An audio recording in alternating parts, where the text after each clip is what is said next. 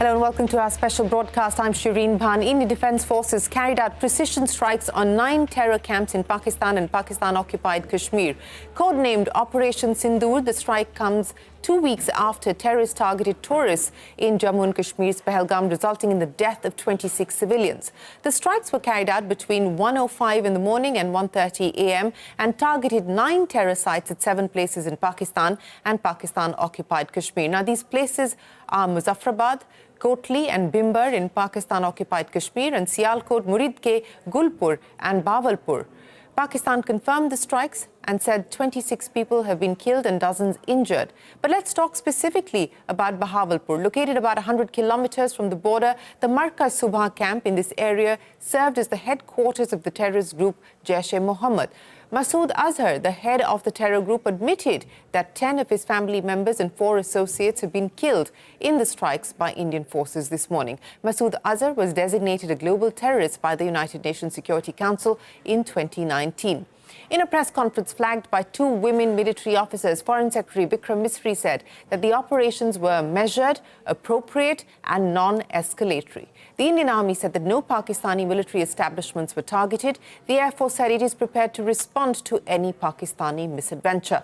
Prime Minister Modi briefed cabinet ministers about Operation Sindoor. He also met President Draupadi Murmu to brief her about the operation. Home Minister Amit Shah chairing an urgent video conference with chief ministers, DGPs and chief secretaries of states that border Pakistan and Nepal. These actions were measured, non-escalatory, proportionate and responsible. They focused on dismantling the terrorist infrastructure and disabling terrorists likely to be sent across to India. It was deemed essential that the perpetrators and planners of the 22nd April attack be brought to justice. No military establishments were targeted. India has demonstrated considerable restraint in its response. However, it must be said that the Indian Armed Forces are fully prepared to respond to Pakistani misadventures, if any, that will escalate the situation.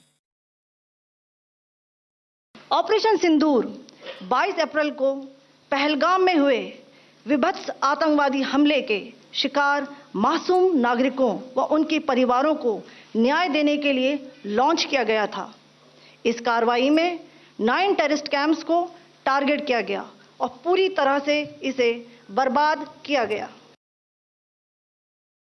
Joining us now to understand the impact and the implications of Operation Sindoor, Manjeev Singh Puri, Adjunct Distinguished Fellow at Gateway House and former diplomat. Also with us, Deepak Bhojwani, the former Indian ambassador to Latin America. Gentlemen, appreciate you joining us here on the program.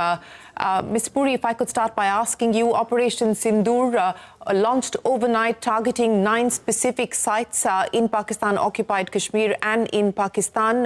The significance of the operation and the significance of the sites that have been targeted by India.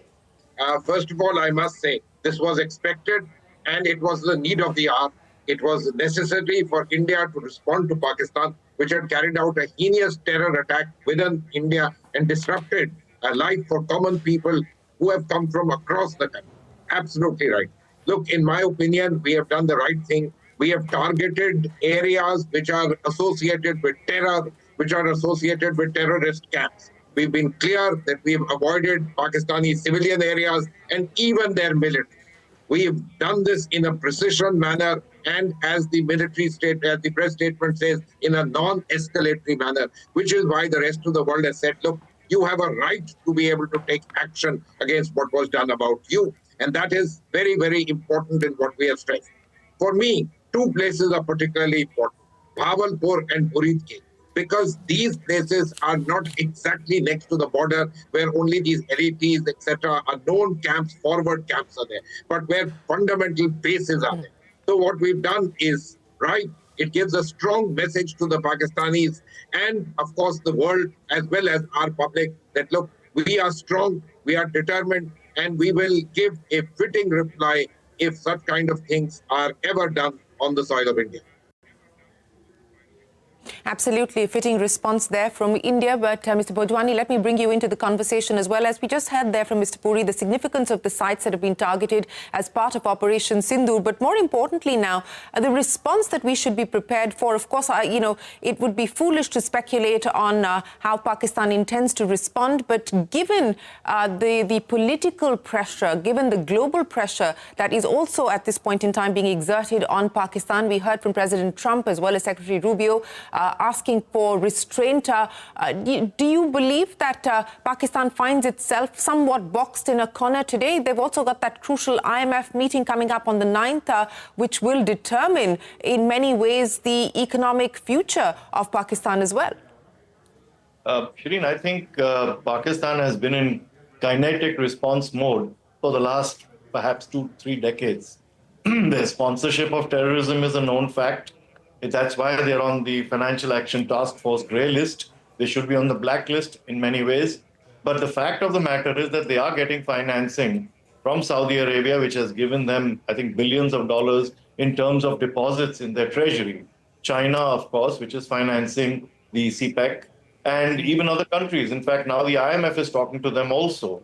So the Pakistan keeps slipping out of the net somehow every time we tighten the noose. But the problem is not that. The problem is that even if Pakistan was to develop economically, they have this base, this matrix of terror organizations, which is also fed. And as Ambassador Puri was implying, it's basically state-sponsored. So we have to address that issue. And what's happened, as we see through this century, at least 2008, 2016, 2019, our response now has become asymmetric, because while they do things clandestinely, we believe we have the right. And in fact, it seems that implicitly the international community has accepted that the right of hot pursuit and the right even of retaliation of the sort we've done today, we did in Balakot, etc., are accepted. And I think we should take our government at its word when it says we were not targeting neither civilians nor Pakistan military. If there is collateral damage at all, that's the fault of the terrorists who are housed there, and particularly deep inside Punjab. Ambassador K.C. Singh also with us. Ambassador Singh, appreciate you joining us. Both Ambassador Puri as well as Mr. Bhojwani there talking about the message that this Operation Sindoor sends out, as well as the global response and the global reaction. Do you believe that given the fact that India has gone after very specific sites, 9 sites specifically, and has called its response non-escalatory, will make it harder for Pakistan to try and gather any kind of global support at this point in time? I think globally it's an ideal time to be taking action like this, because President Trump has created enough disruption and distraction. So Europeans are busy. Germans spent the whole of yesterday electing a chancellor. Canadian Prime Minister ticked off the president. So, all kinds of things are happening. But we must remember that Pakistan, we shouldn't just write it off, because it's not a question. We always make a mistake between equating Pakistan with Pakistan's army. Pakistan's economy may be going downhill. Pakistan may be in economic distress. Pakistan army is in no distress. It's an army that controls the country, not the country controlling the army. And that's why that intemperate lecture by the army chief over 2 weeks ago, which was a signal that something was afoot and we should have been prepared for it. But I think what India has done, number one, having set a certain bar after Balakot, there's no way that India could not have reacted, and particularly a BJP-led government. It was expected that there will be a kinetic response. But we've combined it also with the putting Indus Water Treaty into abeyance, and also by using the gates of the rivers to control the water and then release them. So water has also become a weapon at a time that Pakistan requires. We can't completely stop the flow because they are run-of-river projects. But we can always reduce the flow and then increase it and cause disruption in Pakistan. So they have to take a call. And the other thing is that I don't think Indian planes, according to international reports, Indian planes did not cross the LOC or the Indian border. And that's why you'll see all the targets are within about 100, 120 kilometers of the border or the line of control. So what does Pakistan do? Now, Pakistan normally retaliates the same way. we've not attacked a military target. What target will they attack here where there are terrorists attacking Pakistan? We don't have terrorists attacking Pakistan. But the only problem is that they will go on a PR thing. Because in Muridke, their leadership is not there. LET is using a front of schools, hospitals, charitable organizations. We might have taken out their headquarters, but they'll make it a big case of innocents getting killed, civilians getting killed. Similarly, in Bahawalpur, Jaish-e-Mohammed is no longer. They were, in any case, they had moved out of there, but they would have emptied out. But nevertheless, they will have basic workers and headquarters. And I think an attack, even if it has limited loss in terms of life or buildings, a signal was important to send to these terrorist organizations that you can't hide in Pakistan behind charities and charitable organizations with the protection of the Pakistani army, and India will not come and touch you. Remember, even in during Balakot, we did cross the international border because Balakot is not in POK, but that was still in areas contiguous to Kashmir. This time, it's plain and simple in the heart of Pakistan. Now, let's see what they do, and that is why I think India is expecting a reaction in the border areas within 100-odd kilometers. That's why we stopped the flights in Chandigarh and Rajasthan, Srinagar, and so on and so forth. And then India will have to take a call because you have to be ready for an escalatory response depending on what Pakistan does. Internationally, I don't see any problem. The world is distracted. And with Trumpian rules of the powerful deciding, if he's saying Russia did not attack Ukraine, Ukraine attacked Russia. He's got a history all topsy-turvy. He thinks that Pakistan was created 1,500 years ago. So you're dealing with a person who's completely mixed up on history, current relations, international relations. So keep him humored. I think he'll keep out of it. What would you expect, at least along the border areas, as a response from Pakistan over the next few days? Shireen, look, I have no doubt that the Pakistanis will respond in terms of shelling and so on and so forth. I am not so sure about their undertaking sort of surgical strikes or this kind of action within India, distance away from the border. I'll tell you why I think so. You know, there was a need for us to retaliate in the way we did, also in terms of the domestic political opinion. In Pakistan, the opinion which is being created there is that, you know, we are being unfairly targeted. They have detracted from the fact that they were the source of the terrorist act insofar as their own people are concerned. Secondly, let us not be we should be mindful of the fact that the world knows, the world has awoken to this fact, and they are talking in terms of de-escalation, etc. While they may be distracted in other ways, and Ambassador K.Z. Singh is absolutely right, the world is in a topsy-turvy state. But the fact of the matter is that we are interested in interacting with them. They have a certain worldview on this entire thing. And so the question of keeping everything measured would be important, which is why we have been very strong in stressing that A, there's been no targeting of civilians, even military facilities, only terrorists, and B, that it is not an escalatory move, but really simply retaliating to what they did, which was an act of terror. This is particularly important.